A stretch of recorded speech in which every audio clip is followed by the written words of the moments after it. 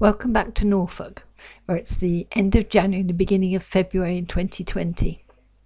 We have been away in the wonderful gardening island of Madeira, where we really enjoyed the wonderful gardens at the palace and the botanical gardens.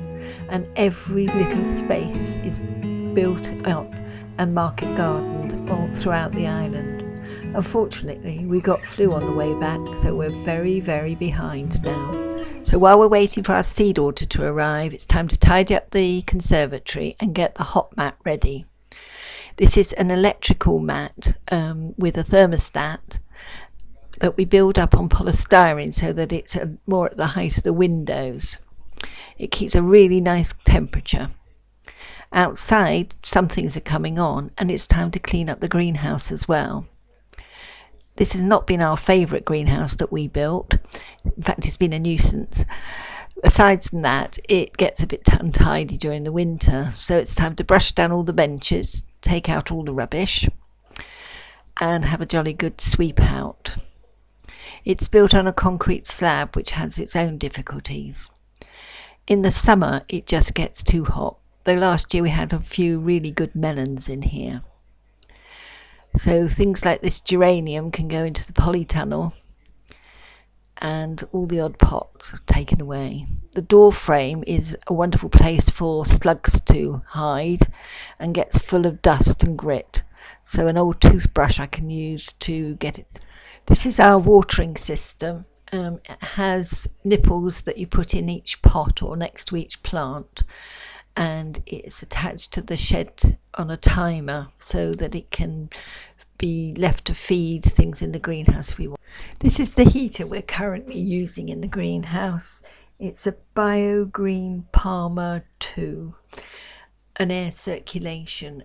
Luckily we have an electric feed not far away, and it seems to have worked quite well. We've had various ones. We're not sponsored by these people. This one works quite well. I'm quite happy. It's attached to a digital thermostat, Thermo 1, not too far from the electric. It sits down here on the concrete slab, which definitely needs a good clean. So all of that's done, so it's time to look at the seed potatoes. We've been to the garden centre and collected seed potatoes up. I'm going for one packet of early salad. I think they're called Foremost. They were £3.25 for 2 kilograms, and they go in fairly soon, so I shall be encouraging these and bringing them into the warm fairly quickly once the veg bed is all ready. I'll tip them out on these shelves for now, and I shall make sure they're covered in any frosty weather. Last year our seed potatoes got a little bit caught in this shed. Always worthwhile keeping the label before you put them in so that you've got the last instructions to hand. As I said, I'll sort them out later when they start to sprout and when we're a bit more ready. You should bring them on quite quickly, just as you put them in. And the other 3 bags are Desiree, which worked really quite well. Again, £3.25 for 2 kilogram bags, enough to fill a big seed tray, and they should do fairly well. I think we're looking at 4 to 5 rows this year. I should be keeping a close eye on these, as I said, in case we get a frost. While in the garden centre, we picked up another garlic bulb to go in the spring. It's well worth buying a good bulb. You get much better garlic in the harvest if you buy something that's dedicated and is in good condition. So back to the house where the seeds have arrived. As we were behind, we did just one seed order this year and chose DT Brown. Again, we're not sponsored by Browns at all. We like this company. It's an East Anglian company for various reasons. One, they're good price and we get good propagation from them, and nothing's ever gone wrong with theirs. Secondly, we love the printing. As older people, black on white None of this yellow-green writing on coloured shiny paper. We've gone for quite a few seed tapes, as that's much easier for us to get in and get a good spread out crop. Carrots, parsnips and salad potatoes. You get a free packet of seeds and some free seed labels, which is always handy.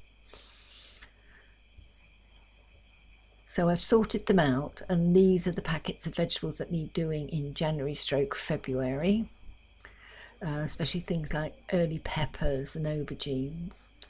These are the flowers that need doing quite quickly in February probably.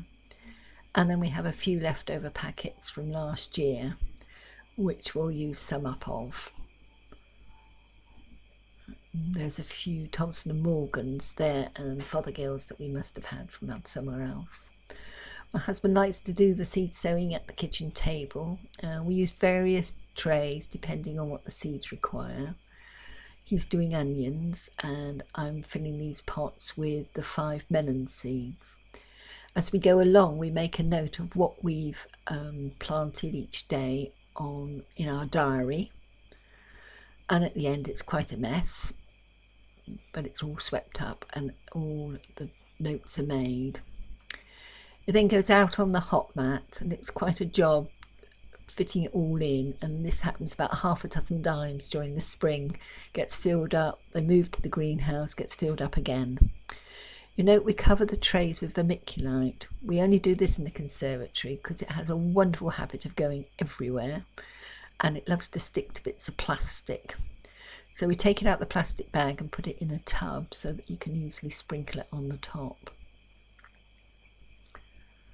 Quite a thick layer. And then each label is dated, as well as the details of the seeds.